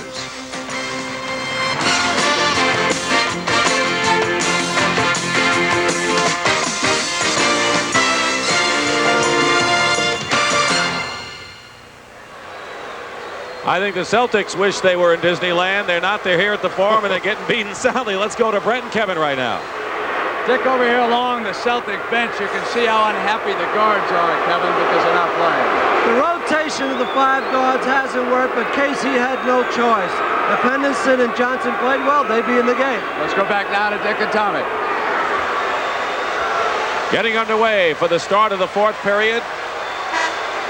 The Lakers, as Brent mentioned early in the broadcast, champions in 1980, 1982. They think the numbers show 84 could be their year. They're leading, trying to take a 2-1 lead in this series. Larry Bird with a runner and draws the foul to start the 4th period. What do you do now? It's 104-79, and you have a whole period to go. But you know, by the time you make that big climb, you may not have anything left. It's a tough situation. I think what Casey Jones is doing right now is experimenting a little bit. He's got Bird playing the guard position and see how maybe perhaps that will work or not. Look at the 3rd period, 47-33. A lot of scoring.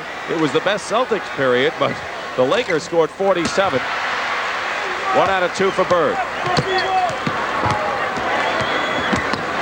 So the Los Angeles Lakers have established a record today, 47 points in 1 period, and that is a championship series record, 47 in the 3rd period. That's a good half for a lot of teams, but that's what the fast break can do if you score them in clusters. Mike McGee, baseline. Parish the rebound. And here come the Celtics. ML Carr, this is from the corner, and Wilkes gets the rebound. McGee and Cooper in the backcourt. McGee seeing his first action, and he started most of the second half of the season and all the playoffs until lately. 8 seconds on the 24-second shot clock. We're going to clarify that record that we just told you about. Out of bounds, Boston has it. Long pass, Bird to Carr.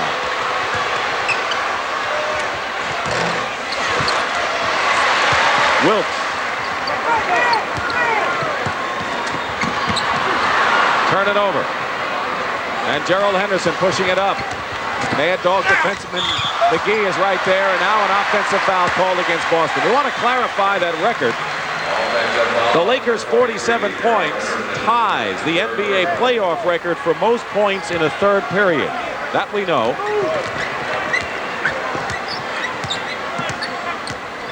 .24 lead now, 104-80. The Lakers once scored 51 in the 4th period against Detroit in a playoff game 22 years ago. McAdoo. Here's McGee. And now the Celtics have gone deep into the bench. Carlos Clark, their 4th round draft pick from Ole Miss at 6'4". 91st player picked overall is into the ballgame. So Clark is in the backcourt. He's number 40. They like him. I feel he's got a lot of poise. He's going to be a player of the future. And I'm sure right now they're hoping he's got an outside shot for next season. ML Carr. Parish with Nader on him. Parish going in. You saw McGee trying to double. 41, and a Laker foul. Now this is get the boys that don't normally get into the game a little warm. Let them perspire a little bit. More than anything else, Tom, I'd like to know what many of the players on the Boston bench may be thinking now as they play this 4th period. Bird. This is a Nader gets the rebound. They're not liking this situation whatsoever. Larry Bird is still in there. Boy, he had a somber face sitting on that bench before. Wilkes. McAdoo fighting. Lakers are fighting like the score is tied. Aren't they playing that way? Here's a 2-on-1. Bird is hit, and Larry will go to the line. You know, Michael Cooper has such pride in his defensive play that he doesn't even like that foul call on him now, leading 104-80. Here's Bird on the hustle. He makes a strong move, but look at Cooper. He played both of them. He made Henderson hit the pass and did a great job on Bird. And a timeout, 9:31 remaining in the 4th period. lead by 24 points, and Michael Cooper is playing a terrific game. He's had a great defensive series. He has scored 17 points with 6 rebounds and 4 assists. But a lot of people may not know that when Michael Cooper was 2 years old, he slashed his knee on a coffee can. He had 100 stitches and was forced to wear a metal brace for 8 years. A lot of people never thought he would run again, certainly not play, and he's one of the fastest on the team. He's a man of challenges. Last year in the playoffs, when the Lakers couldn't seem to stop Mike Mitchell of the Spurs, he stepped up to Pat Riley and says, give me that man, I'm going to take care of him. And the one thing that they always questioned was his outside shooting ability. This year, Cooper had more three-point field goals, Cooper did this year, than any Laker team in history.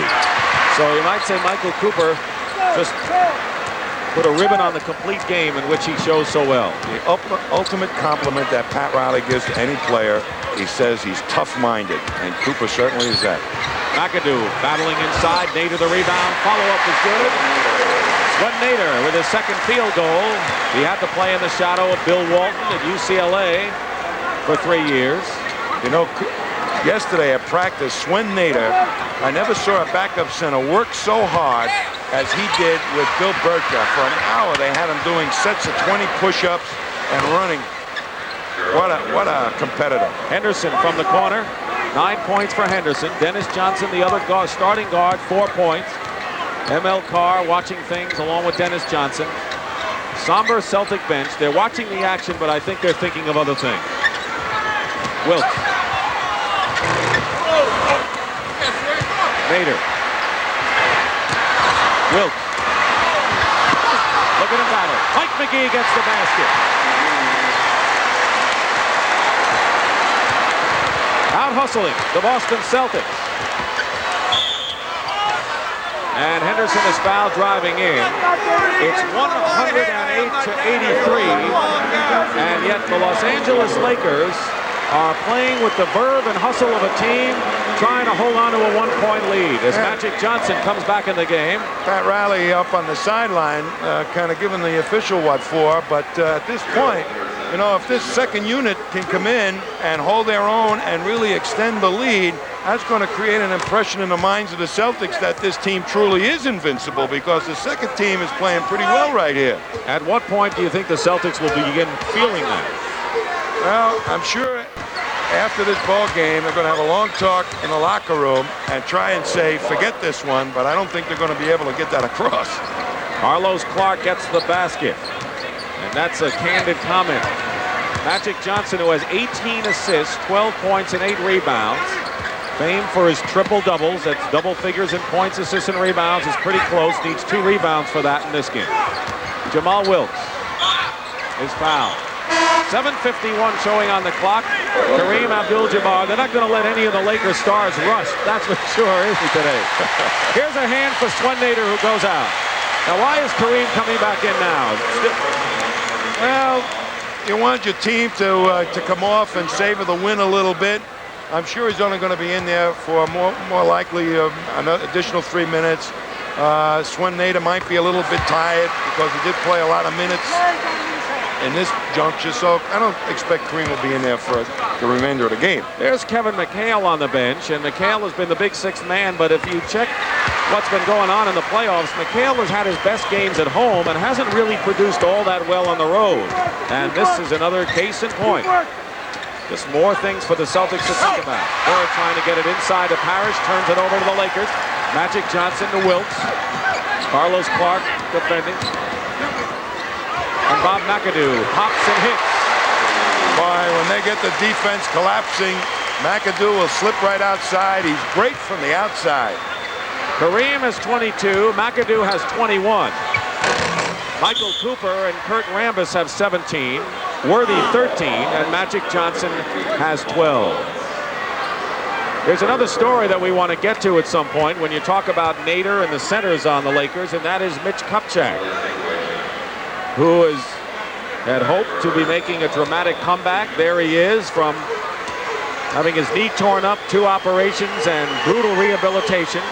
He Saw the light in March, but all of a sudden, Pat Riley decided to go with Nader, and he's been a very unhappy man on the bench.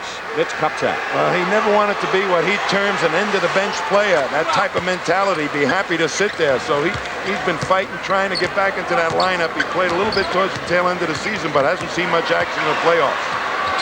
Larry Bird has 30 points to lead the Boston Celtics. Mike McGee loses the ball. Wilkes shot. And here's Maxwell. 7 minutes to go. Fourth period. Off Parish's hand. But there's Henderson. Johnson the rebound, and he's hit in the eye. Magic Johnson was hit.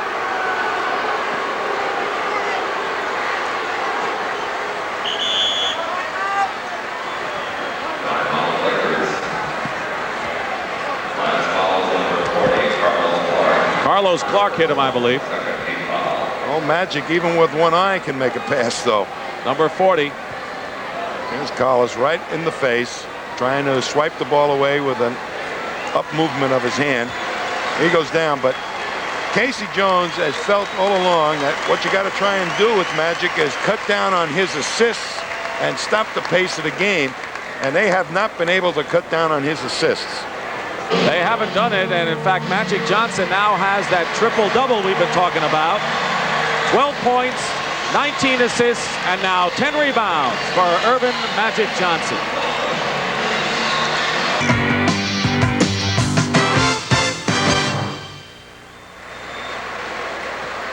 Here's Dancing Barry, who just did his number during the timeout. The Lakers lead 112-88, 6:53 to go, and there you have Magic Johnson in the ball game and Kareem Abdul-Jabbar. Why is that, Tommy? Pat Riley does not want to let this get out of hand, believe it or not, but he also wants to enable the likes of McGee to play with the front unit, and Wilkes also to get their timing with the key players of the Lakers. Why is Magic in there? Well, he's certainly one of the key players. He's the assist man. It's going to get Wilkes. Wilkes is his favorite target. Carlos Clark misses. Bird slaps it away from Kareem. LA ball. Larry Bird has 30 points, but he would trade the 30 points in for a competitive game and a victory, that's for sure. In a minute. Nearly halfway through this fourth and final period. Kareem over Parish. Wedman is in there with Maxwell, Carlos Clark, Bird, and Parish. Here's Scott Wedman.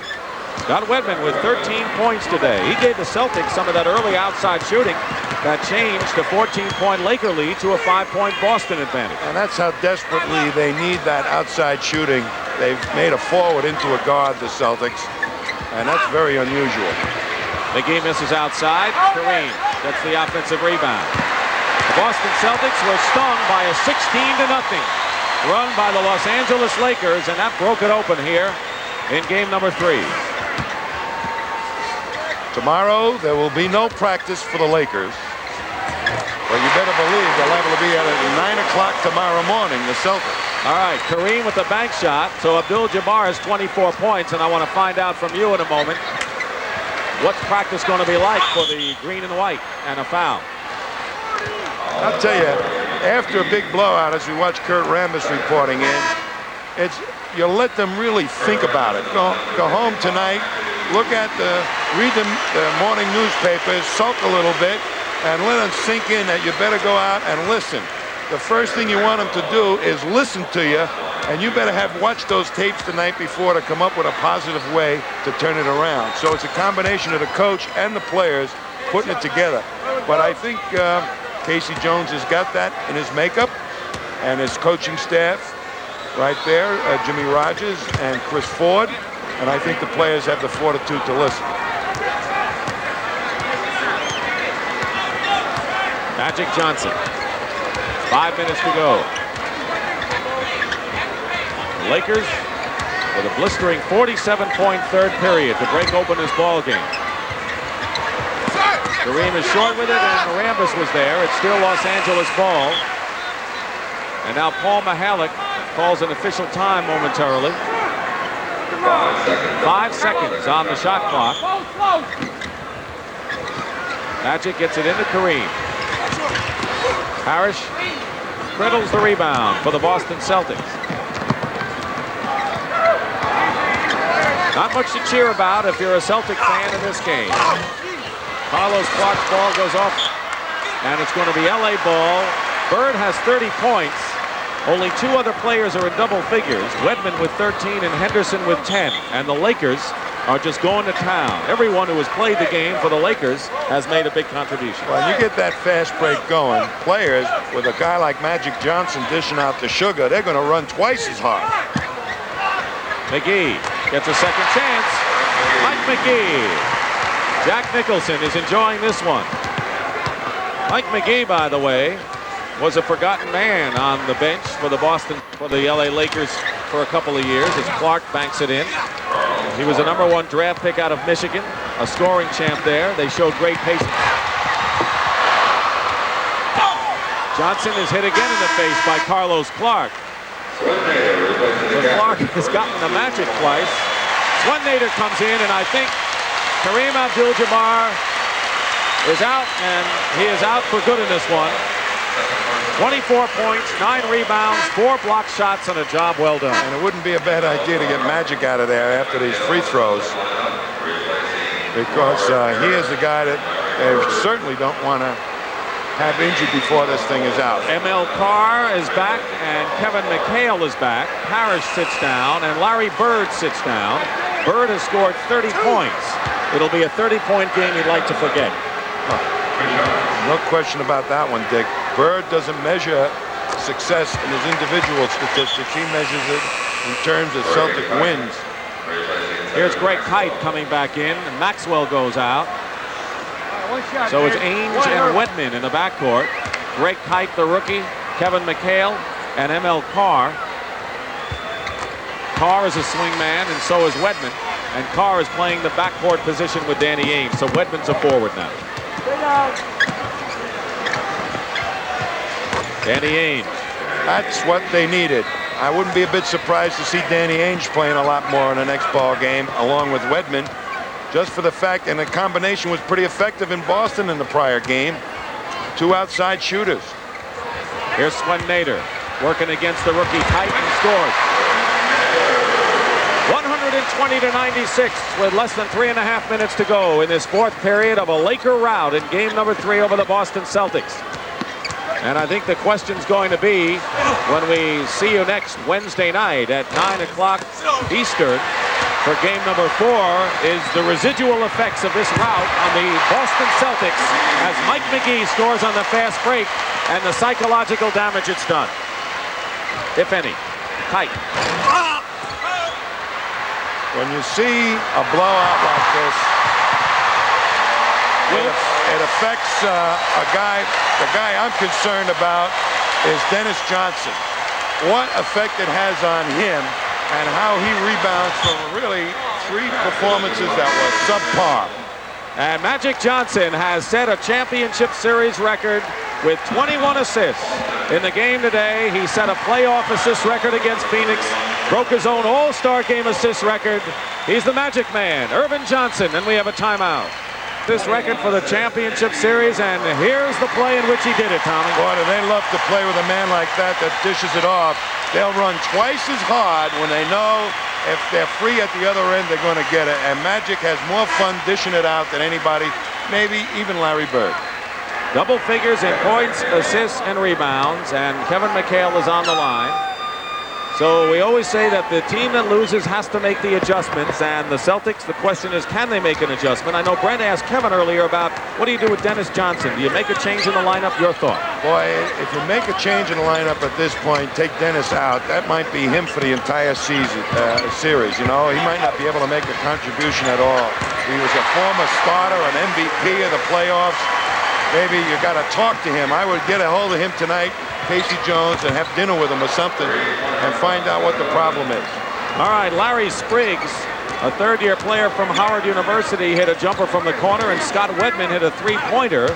He has 16 points in the ball game, and McHale fouled. So Mitch Kupchak is also in the ball game, and most of the stars, if not all, are on the bench right now. Kareem, who has scored 24. There's Mitch Kupchak. James Worthy's on the bench. They didn't think Mitch was going to play again and see his first action in the championship series out of the University of North Carolina. Turnover gives it to Boston with 2 minutes remaining now in this third game of the NBA World Championship Series. The Los Angeles Lakers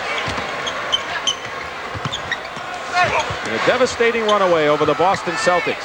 McHale fighting his way in for 2 points. Lakers scored the first 7 points of the game. Looked like they were going to end it early. And then the Celtics came back from 14-point deficit to take a 5-point lead. And then Lakers ran off 16 in a row, and that was all she wrote. An unswerving strategy of Pat Riley to pack it in and double down. The Celtics not able to solve it consistently. The double team, as you say, in close against the big man. Here's Danny Ainge for 3, misses. Scott Wedman firing away. McHale playing volleyball against the glass. Greg Kite misses, and Kupchak the rebound. And here's a 3-on-1 break for the Lakers. McGee on a pass from Spriggs. And the Lakers starters are loving it on the bench. 1 minute to go. 128 to 104. And by the way, the Lakers 47 points in the third period did indeed set a record for most points in a quarter in the championship series. Magic Johnson, 21 assists. Breaks the championship series record. Byron Scott gets his first points. They're going to be celebrating in LA even though it's only 2-1. The Lakers have to feel confident, and the Boston Celtics have to have some doubt as the Lakers continue to pour it on. Well, they are going to continue that pace and show the Celtics right now. The Celtics starters sitting on the bench saying to themselves, we cannot let this team get running against us. This little session here, the last minute, is Nicholson leaving. Jack Nicholson leaving. And a happy man. So McGee, 3-point play, and here's McGee again.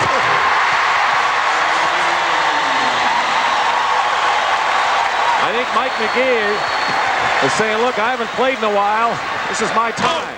He never plays then with total enthusiasm, Mike McGee.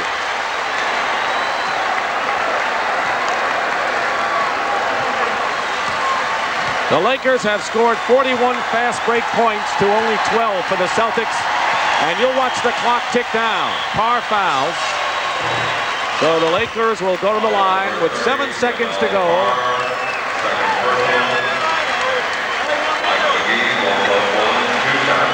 .31 lead. And that's all you got to see.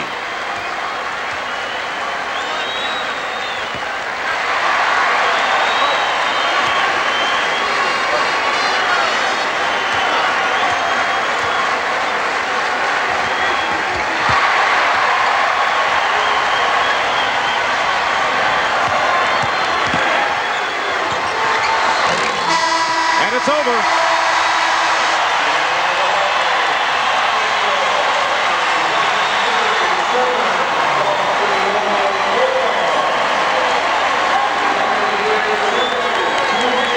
This has to be one of the most decisive routs in championship game history.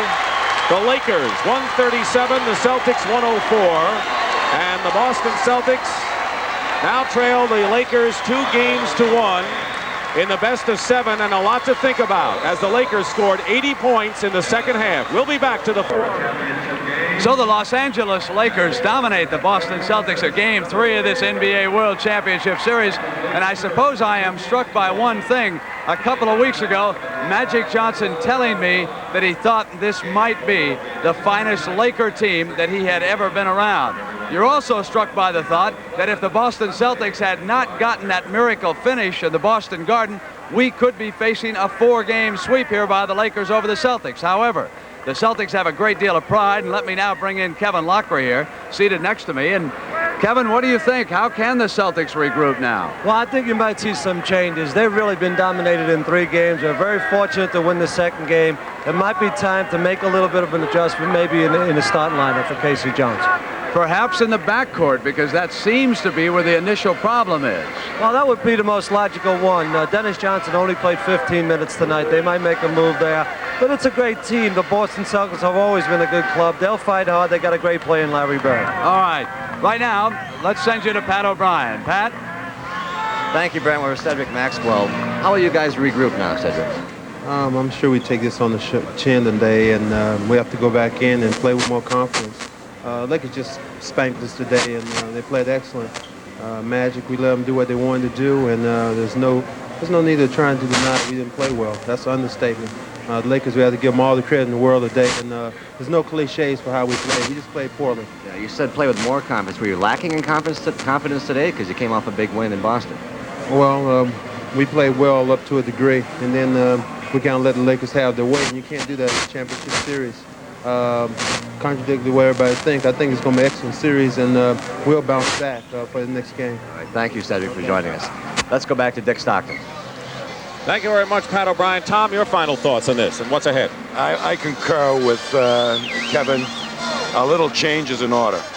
All right, and in the backcourt, what do you think? In the backcourt. Maybe Danny Ainge? Danny Ainge or Wedman, but I think I might go with Ainge. All right, that's going to be what we're going to be looking for before game number 4 Wednesday night. And right now, let's go back upstairs to Brent Musburger. Brent? All right, Dick and Tommy, thank you. And, of course, Kevin Lockery, too. I think what you have seen here this afternoon is a basketball team that is maturing into a full-scale force in the NBA. That would be the Los Angeles Lakers. They win this one easily, 137-104, and we'll be back now for Game 4 of the NBA Championship Series, and that one will be coming your way Wednesday night at 9 p.m. Eastern Time. I'm Brent Musburger for Dick Stockton, Tom Heinsohn, Pat O'Brien, and Kevin Lockery. So long from the Forum in Inglewood.